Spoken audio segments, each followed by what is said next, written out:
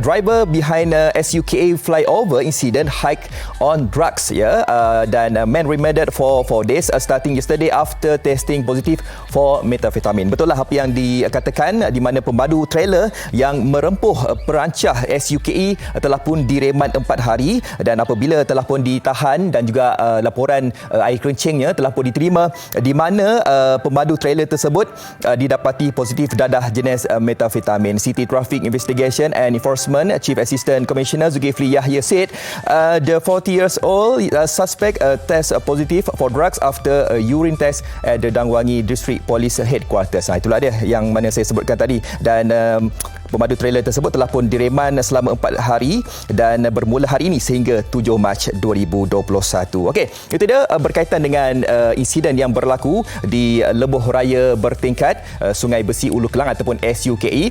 Tetapi apa yang dilaporkan di Dada-Dada Akhbar, di mana terdapat beberapa kesukaran lah yang dialami daripada Jabatan Bomba dan Penyelamat Malaysia apabila ingin menyelamatkan dan juga mengeluarkan masa-masa yang terdapat di dalam van kilang tersebut. Jadi untuk memperkatakan tentang usaha, cabaran dan juga kesukaran anggota bomba dan juga penyelamat untuk mengeluarkan ataupun menyelamatkan mangsa yang berada di dalam van tersebut, kita bersama dengan penolong kanan Pesuruhjaya Bomba, Tuan Nordin Pauzi, pengarah JBPM Kuala Lumpur. Assalamualaikum Tuan.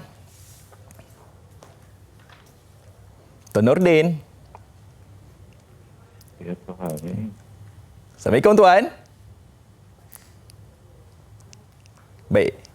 Baik, kita sedang sedia upaya untuk menghubungi Tuan Nordin Pauzi. Tapi itulah dia apa yang kita boleh simpulkan di sini apabila kita melalui lokasi-lokasi yang berbahaya ini. Bukan sahaja kita, tetapi kita harapkan juga bahawa mereka yang terlibat dalam pada ingin membina jejabat tersebut haruslah mengikuti segala peraturan yang telah pun digariskan. Jadi kita nak menghubungi semula Tuan Nordin Pauzi. Assalamualaikum Tuan. Waalaikumsalam warahmatullahi wabarakatuh. Okey, baik Tuan. Saya ada baca dan juga lihatlah begitu banyak usaha yang telah pun dibuat daripada pihak Jabatan Bomba dan juga Penyelamat Malaysia bagi menyelamatkan mangsa yang terdapat dalam van kilang tersebut. Dan difahamkan usaha untuk menyelamatkan mangsa mengambil masa 3 jam. Jadi mungkin Tuan boleh kongsikan cabaran yang dihadapi daripada pihak Tuan sendiri.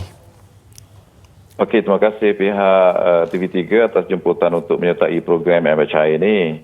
Jadi sebenarnya banyak sekali lah cabaran. Saya selaku forward commander dalam operasi itu merakamkan jutaan terima kasih pada semua pihak. Kerana kita tahu operasi ini sebenarnya bersifat kompleks dan begitu rumit. Jadi pengembelingan semua tenaga kerja, kelengkapan resources sangat penting. Jadi kerjasama sangat baiklah. Antara cabaran yang paling besar disebabkan oleh operasi ini melibatkan 2 jenis senario insiden. Yang pertamanya adalah kita panggil vehicle rescue education ataupun penyelamatan mangsa tersepit dalam kenderaan.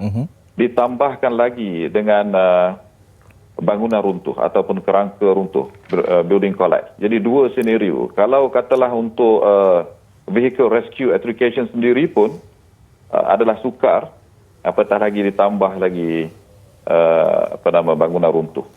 Jadi ini telah menggandakan lagi risiko dan kesusahan yang dihadapi oleh pasukan penyelamat untuk menjalankan tugas. Itu adalah cabaran yang pertama.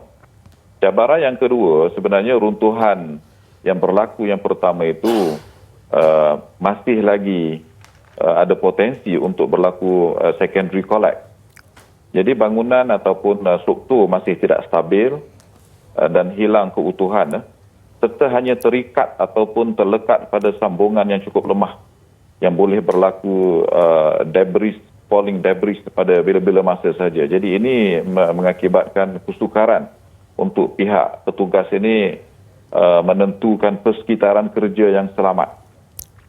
Jadi sebab itu kita mengambil masa yang cukup lama untuk memastikan kestabilan struktur dan juga memasang support dan shoring system bagi memastikan setiap struktur yang ada itu stabil untuk kita masuk dan membuat pemotongan bahagian badan kenderaan ataupun kerangka untuk mengeluarkan mangsa.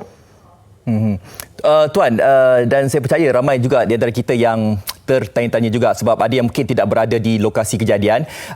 Bagaimana Tuan melihat keadaan mangsa yang berada di dalam van tersebut? Sebab nak tahu juga dari segi mungkin kematian mangsa ni disebabkan mungkin keadaannya tersepit ataupun mangsa ni meninggal dunia akibat runtuhan konkrit tersebut, Tuan. Saya cuba gambarkan begini. Sebuah van penumpang, van kilang ini telah ditindih oleh dua I-beam besi yang besar. Dua I-beam besi sepanjang 30 kaki yang cukup berat ini hampir meranapkan seluruh van. Jadi bumbung itu ranap sampai ke lantai van. Jadi itulah keadaan.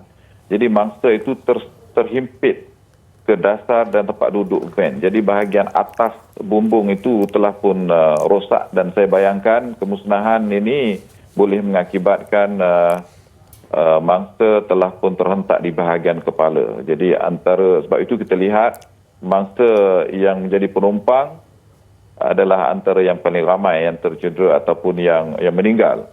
Tetapi yang menjadi pemandu seorang lelaki ini, dia mempunyai ruang yang agak lebih sikit sebab bahagian kolaps di atas bumbung van tidak begitu menghimpit beliau. Okey, jadi apabila terjadinya perkara-perkara ataupun insiden binaan-binaan ini telah pun berlaku, jadi bagaimana kesiapsiagaan anggota pihak bomba dan juga penyelamat berkemungkinan akan menghadapi situasi sebegini rupa, Tuan? Okey, sebenarnya kerja-kerja ini begitu sukarlah kerana kita kena sentiasa memastikan keselamatan anggota. Dalam musim COVID ini apatah lagi, kita gandakan lagi keselamatan kesihatan dalam persekitaran kerja semalam. Semua faktor-faktor risiko ini diambil kira. Jadi kita pergi kepada the highest level of precaution and protection lah.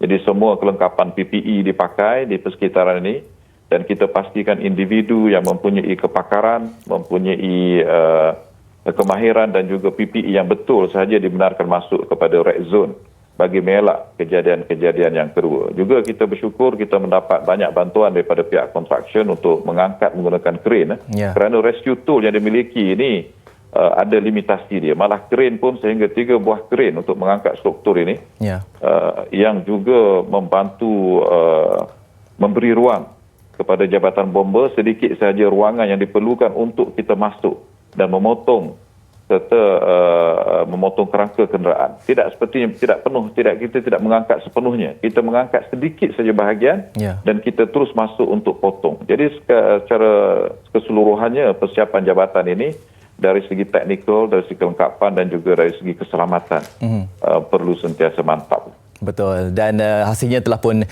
dibuat semalam dan difahamkan kawasan tersebut dah boleh dilalui oleh pelbagai jenis kenderaan, kan Tuan? Baik Tuan, terima kasih Tuan di atas masa yang diberikan kepada kami. Terima kasih.